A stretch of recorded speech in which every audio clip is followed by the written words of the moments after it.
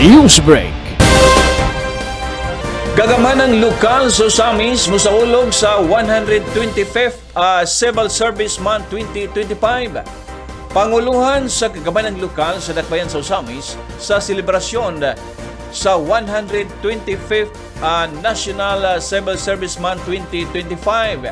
Sa ulahing regular session sa Usamis City Council, gipahinumdom ni Committee on Civil Service Chairperson Honorable Lorly F. Cipres nga dili mahimong hikalimtan ang mga government employees nga wala na sa kalibutan o mga retirees nga nakaserbisyo sa gobyerno o nakatampo sa kalambuan sa nasud.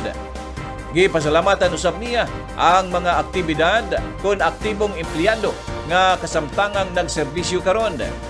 Isip pagduyog sa nasunong aktibidad, ang kagamanang lokal sa Dakbayan sa Usamis mohimo og serye sa mga kalihukan pinaagi sa Human Resource and Management Office og sa pagsuporta usab sa pagtugot ni Usamis City Mayor Sam Norman G. Fuentes.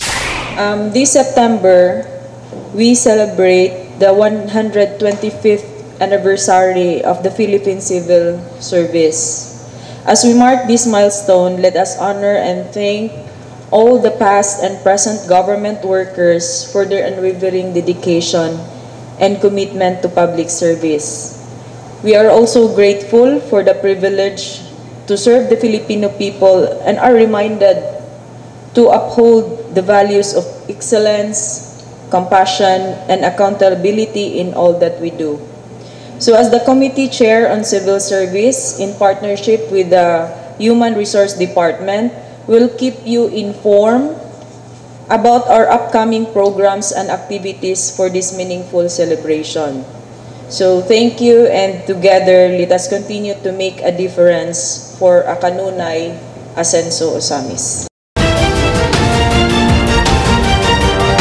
One TV Newsbreak.